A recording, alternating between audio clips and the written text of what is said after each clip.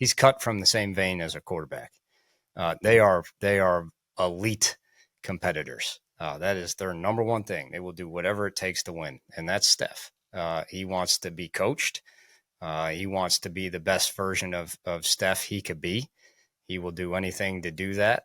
And, his growth just within our scheme and his growth in his relationship with CJ and the other wideouts, it's been really fun to watch.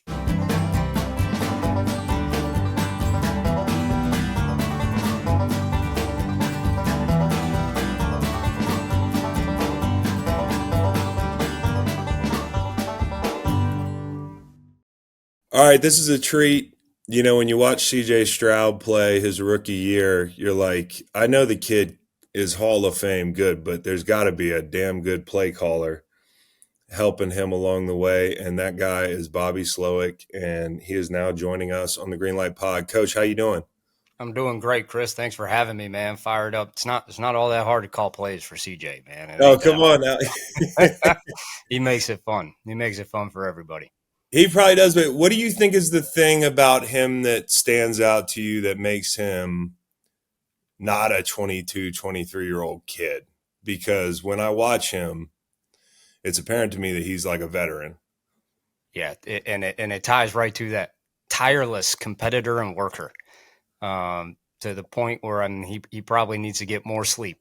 Like really, he'll be up watching film, and this isn't even game plan time. And when we're talking right now in training camp, he's sending texts to receivers, to coaches, to everybody from film, of clips of how he wants to make some adjustments, things he's thinking through the course of plays. And it's like 11:30 p.m., man, go to sleep, CJ, come on, man. So, but he works, and it's endless. He cares a lot. He wants to win at everything. He wants to be the best at everything, which I think you would agree is a common trait with all the guys that become fantastic football players. And he really embraces that. Not to mention he's extremely talented on top of all of that.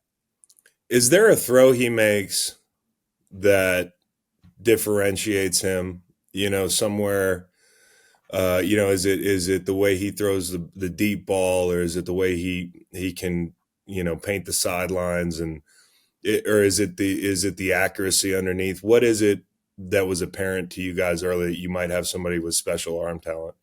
Yeah, there's multiple throws that, pretty consistently make us say, wow. But I would say the ones that I very rarely have seen that I just think are special are when he throws outside the numbers past 15 yards, like somewhere between 15 to 20 yards on the sideline, last in the progression.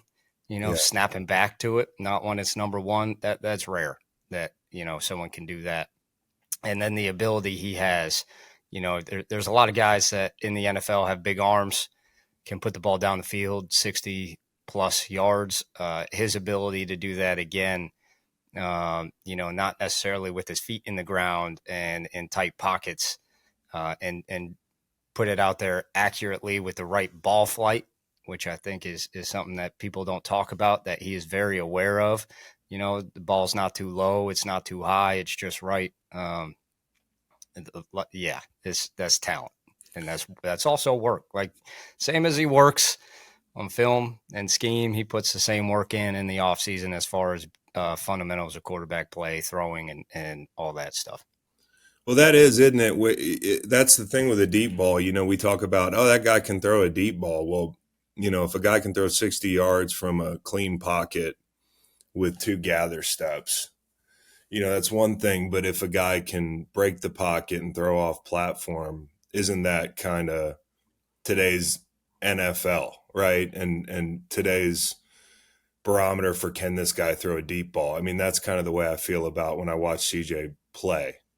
Yeah, and I think it's what's been fun with him is he can do all of that, and he also recognizes that there's times to do that, and the more you do that, the less consistent you'll be. So he's very adept at, like, I know I can make this play. It was the right time to make this play. I let it go, but I know I can't just throw like this all the time because I'm going to miss more than I make. Which is him embracing the fundamentals of all the way down to footwork, within the scheme. So more often than not, he could play with the right base in the ground when he's letting it go. I think shows in his accuracy and his consistency. Do you think that footwork, because I think you just hit it. I mean, one of the things I noticed right away, he reminded me of Burrow.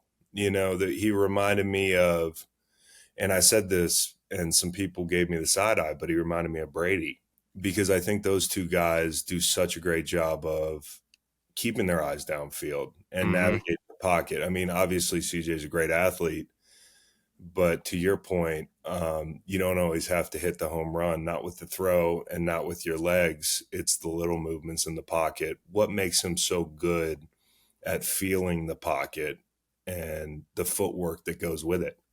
Yeah, he embraces it. It's not easy. I don't think it's easy for any quarterback coming in the NFL. It's one of the biggest differences between the NFL and college is Yeah.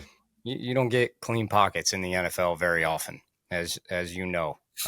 Usually, you're going to have to move off your spot or control your spot and navigate to get back to a good base position with the smallest movements possible, and that's what makes it tough. They're not drastic big movements. They're usually small movements to make sure that we just get a window. And there's a lot of drill work that's gone into that with him. There's some of it, obviously, that's innate feel, being able to just pressure and push that's happening.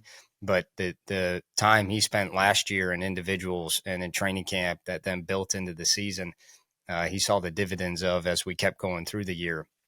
And as Yeah. he kept going through the year, he realizes, these pockets can get messy fast. And then he Yeah. really owned that. I love that you use Burrow as a great example. Brady is the best example. I mean, we've thrown on and watched Brady. We've watched Breeze. We've watched Peyton, all the old quarterbacks. You could always, I shouldn't call them old. They'll get mad at me, but Yeah. yeah. But Hey, that, the shoe fits. oh, you said it, not me. Um, no, but we've thrown on all their film. I think it's always good to take those and learn from those. And Brady was elite at doing that. How he got to the top may be different, but always getting to his launch point in the pocket and then being able to navigate push and being willing to take what the defense gave him in between his special plays made him an extremely efficient quarterback, and that's something that CJ is really embracing. And even right now working through in a very competitive camp. I love a guy who can climb the pocket. I didn't love it when I played because the gimmies weren't there as much, but That's right. a guy who can drop to 9 and he's going to climb to 7, and Yep. he just seems like that kind of. Another thing I love about him was I'm sure maybe you heard this, but he was on a podcast. I don't know how much you watch CJ and his podcasting and kind of like his, because I think he's great when he's up there with Micah and that sort of thing. But he was talking about Stafford, and he lit up. It's the way as somebody who watches Stafford and all the quarterbacks in Mm-hmm. the league, I know what Stafford does on a week to week basis, but it was apparent to me that CJ watches a lot of guys, like not just preparing for the next week, but as a student, on a macro level. And I thought that was just refreshing. Also, he has good taste in quarterbacks because Stafford was slinging it last year. Oh yeah, no, he's in the best way possible. He's a football junkie. Yeah. Obviously he spends a lot of time studying our opponent. He watches, teams that are similar to our scheme, but he's not afraid to branch out and watch other quarterbacks that he knows play the game really well and see Yeah. what they do and how they command the game and how they operate and what can I grab from this? What can I learn from this? Have you been to the dinners? These legendary. They're legendary to me because I would have been there every night. But supposedly CJ's got guys over at his house and a chef on the regular. Have you been out Yeah, there? he's thrown the offer out once, but I've left that. Hey man, keep having your teammates over. Yeah. Keep having your teammates over. Keep embracing that role. That's a big deal, and it's the other thing. This part when he got here, I think came pretty naturally to him.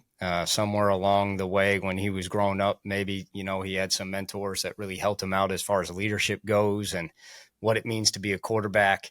And he's referenced those to me before, but when he got here, that aspect of understanding everything the position entails and what you have to do for the team, he's knocked out of the park. Last year, I felt like, just as an observer, I felt like the Cincinnati game was a huge moment for people evaluating the Texans and CJ and y'all. But I would imagine for you guys, I mean, like going on the road there, playing this guy that I just compared to CJ, right? And Joe Burrow, and the way that game played out, the back and forth, the red zone moments, like it was a big boy win on the road in the NFL, and he looked just as good as Joe did. Um, was that a big moment? What was the moment last year where you were like, "Hey, we could be for real"? Yeah, I'd say probably, people might laugh at this, but honestly, on offense, week two, second half against Indianapolis, we were down 3 scores, I believe, and got into a situation when we had to go throw the ball. From there on, the way he operated the game and got the ball out, and where he got the ball out to, and the way our receivers were running routes, like as coaches, you could see like, oh, we got something here. We got something that could be really good. And then I think as players and as the Houston Texans, where it really clicked for everybody was the very next week. We played Jacksonville.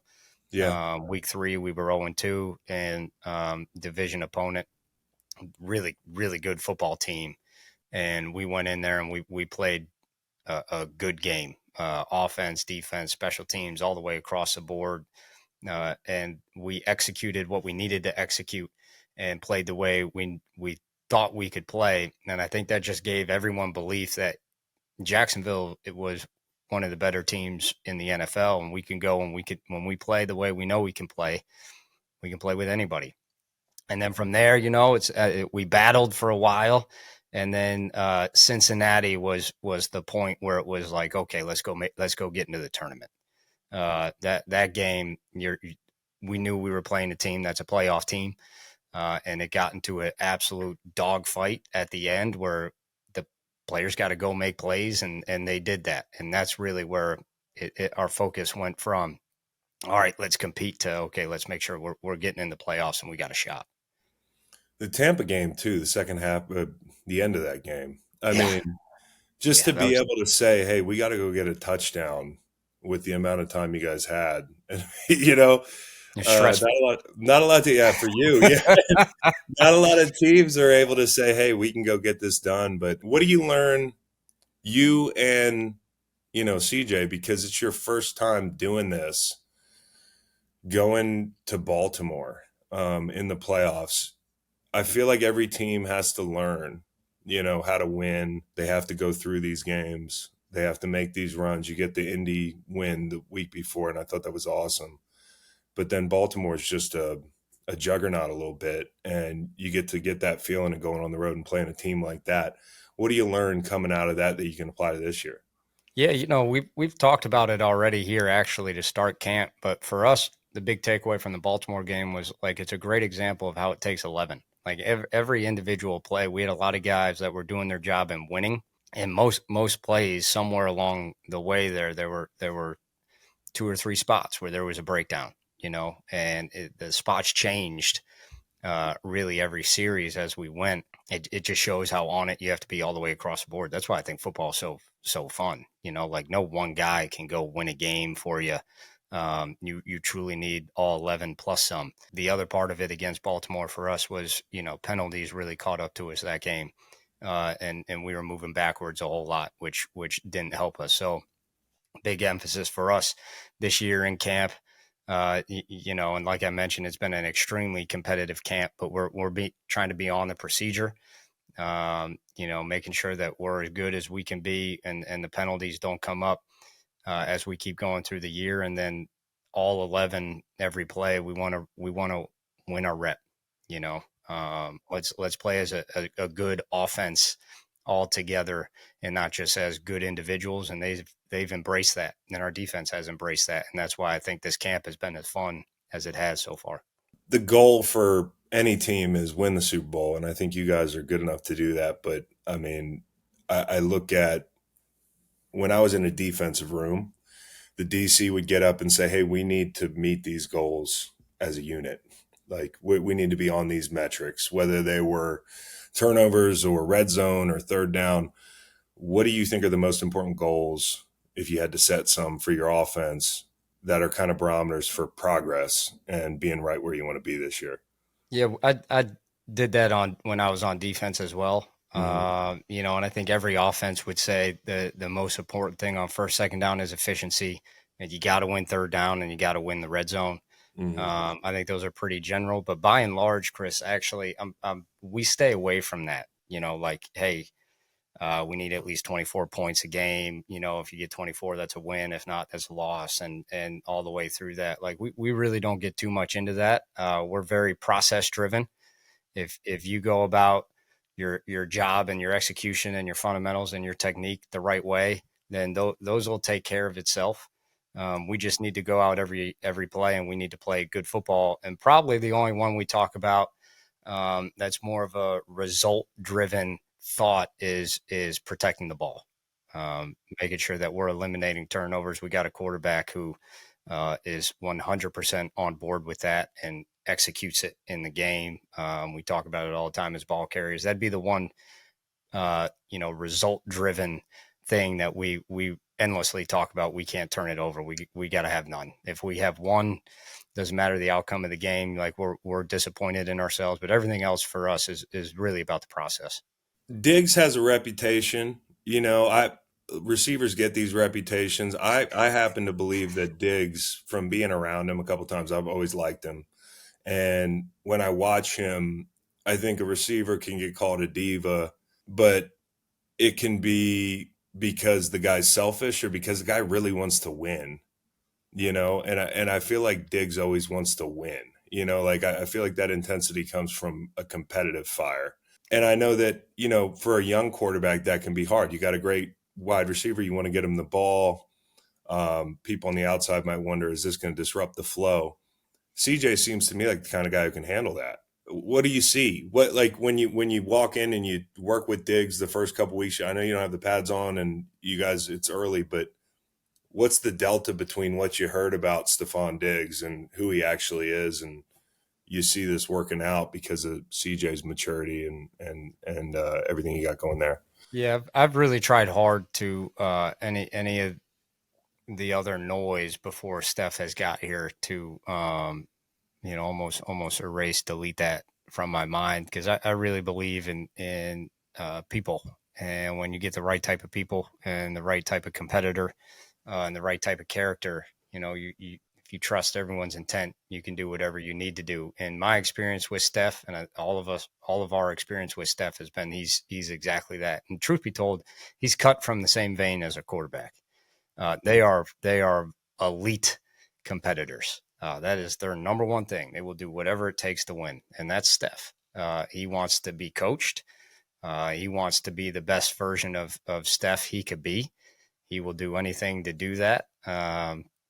And his growth just within our scheme and his growth in his relationship with CJ and the other wideouts, it's been really fun to watch. Even as a leader, we have a wide receiver room right now that's got a lot of guys that can do different things. He's willing to give tips, tricks to Tank, to Nico, and he's also willing to listen. If Nico has something, he'll take it. If Tank has something, he'll take it. If Mechie has something, he'll take it all the way through our room. And, he's fit in. I think I said before, he's one of us. Yeah. It fits the culture of our team and it fits the culture of what we look for as coaches. I couldn't be happier with what we have going right now.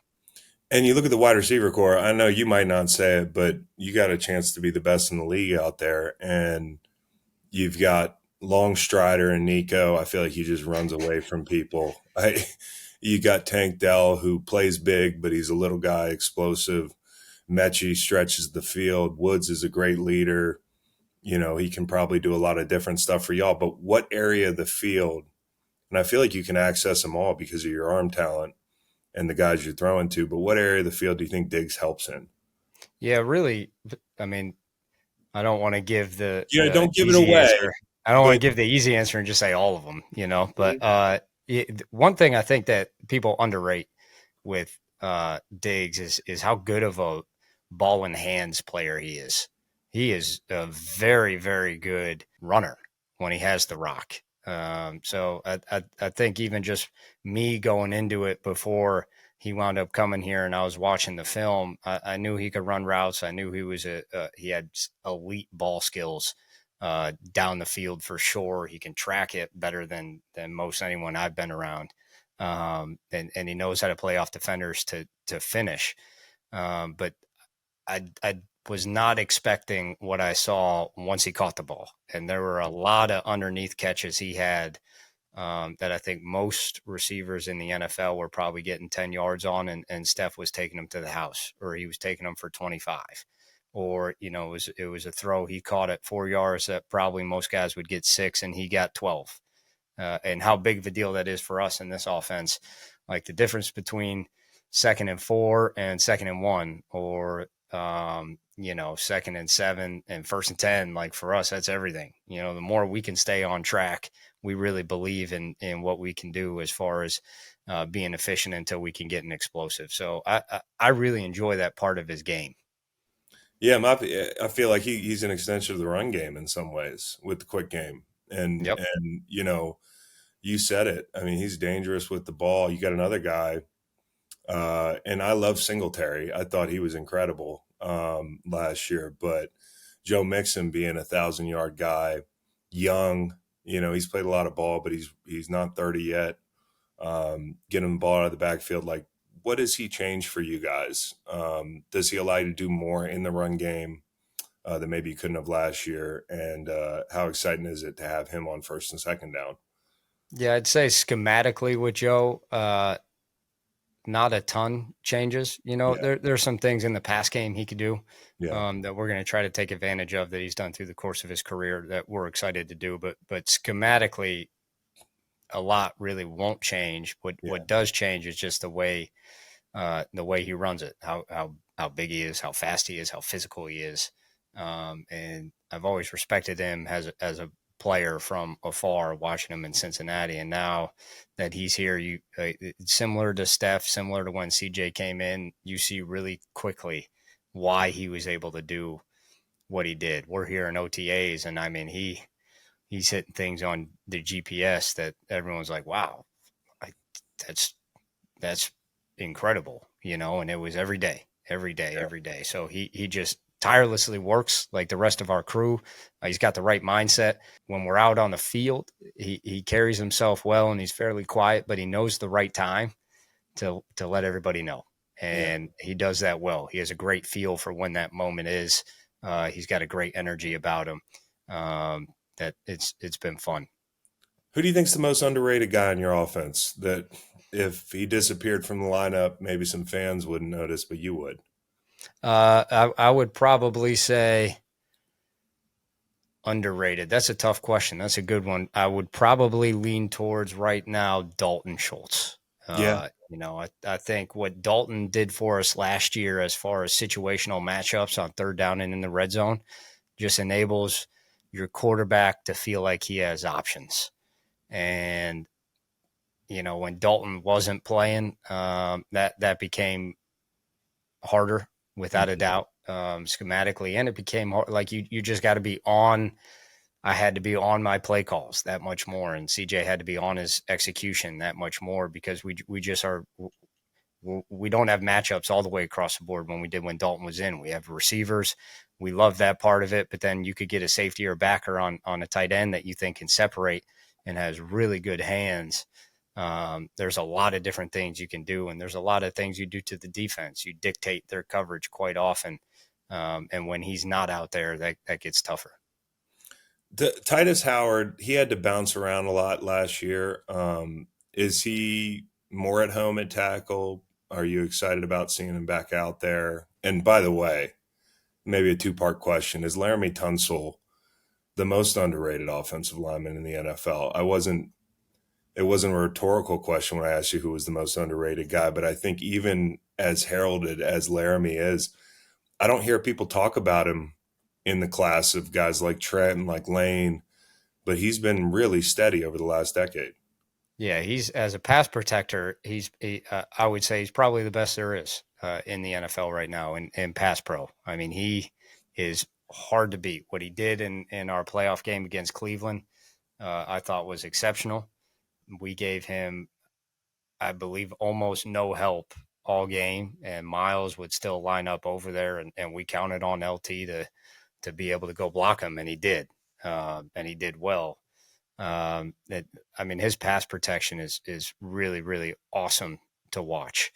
And then as Tytus, I'm really proud of Tytus. I think what he had to go through last year, he had to fight off the injury with the hand, so he lost a lot of time in training camp, missed some of the season, and then by the time he came back, George Fant, who was playing right tackle for us when he was out, was playing good football, and we needed inside help badly. And Tytus was willing to take that for us. And he went in and he played guard, good enough for us to go compete and go play. We know that's not his best position. He knows that's not his best position, but that's what was best for the team. And he was all about it. And he went in and he did it. And then unfortunately, obviously got hurt. And now I think he definitely is excited to get back out to right tackle to go play. He's done a great job in camp. He's had a good off season. And for him, kind of like the rest of our group, we're really big into competition here. That's our number one thing endlessly is compete with your position group, compete with the defense, compete with each other. And he's bought into that, and he just needs to keep on working, and he's going to be in a really good spot for the season. As I sit here on the couch and I don't have to fight anybody or beat any blocks or be out there in the heat, when I see videos of Stingley and Schultz getting into it at practice, I kind of chuckle because I remember those. Oh yeah. But I got to wonder as a coach, and I've heard coaches talk about this, are you a little excited when you see the guys scuffling, or you're like, hey, be smart guys, but it means that you guys care? Or do you are you like Bill Belichick, where I was in New England, and if a guy fought, they were like, get out of here. You had to go back to the locker room. Like when you see dust up like that, are you like, hey, we're moving in the right direction?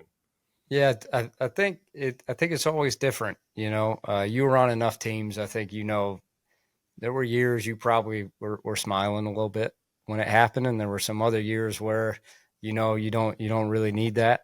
Mm-hmm. The way this camp has been going and how that's really the big thing for us as coaches. You just want to make sure it's competitive. Like it is, the NFL is so hard when you go through a season that you need camp to be as competitive as it could be to prepare them for what they're going to see those first 3 weeks of the year. So we don't wind up getting behind the eight ball. And that's the big thing. And so far for us, I know I've said it a lot, but it's been a lot of back and forth and a lot of good football. So for us, like we the way that situation went down, we just need to be smart. Like we can't, if that's a game, I mean, we lost probably like 3 players ejected right there. That's true. That's a big true, deal. Coach, So, you and me, we would have been walking off the field like, I'm like, hey, coach, that's good, and you just said, hey, maybe not. So I mean, that for us and where we're at right now, and how we're going about camp, it's a good learning moment for us. Keep being competitive. I got no issue with people barking at each other. I think it's great. Bring the intensity up, but we also got to be disciplined enough to stay under control. Yeah, no question. I think, you being in San Francisco, and we'll wrap up in a second here, but you were there and they still got him, but there's so many blue chip guys there, and probably watching camp battles had to be incredible. Whether it was Trent and Bosa or Fred Warner and Greenlaw running around, or Ward and Debo or whoever it is, like, you guys are approaching a place where you got a lot of blue chip players. I mean, I think the moves y'all made on defense were incredible. Autry is a great player, hasn't got enough credit. Hunter, as much as I like Grenard, is an upgrade, and that's just because he's a blue chip guy. There's nobody with his skill set in the league. And then Aziz makes a big difference. His range, the whole thing. So when you get into practice, who's making it a pain in the ass for you of the new guys, because they're throwing something at you that maybe you hadn't seen yet? Or who's a guy that you're excited to watch from the other side, from the sideline on the other unit? I probably would take too long answering this because I'd be so excited. I could list so many names for you. The front is playing awesome what the defensive front is doing for our O line is huge. In pass pro, how they're challenging us, how much better we've gotten as an offensive front, and how we've had to drill it to handle the guys we go against every day in practice has been massive for us. As far as developing here, getting ready for the season, in particular, since LT's he hasn't quite been going yet. Tytus isn't getting every rep. Shaq Mason isn't getting every rep. So for the young guys in particular, and really the depth of our all line has been fantastic. And you can see the growth. You can see the improvement every day, which has been a lot of fun. I know it's been a lot of fun for CJ going against our defense with Aziz out there, the quarterback of their side, and you feel his presence really fast. How well he is at communicate, or how good he is at communicating, how well he plays the scheme, how much he owns it, things that are really hard to see. Aziz will see, and he makes you as a quarterback. You can't miss your ops, and then when it's not there, man, you got to be disciplined to get the ball out and check it down. Our DBs, Sting is competing every day with our wideouts. Lassiter is competing every day with our wideouts. Probably the guy in the back end that I've had the most fun watching so far has been Petrie.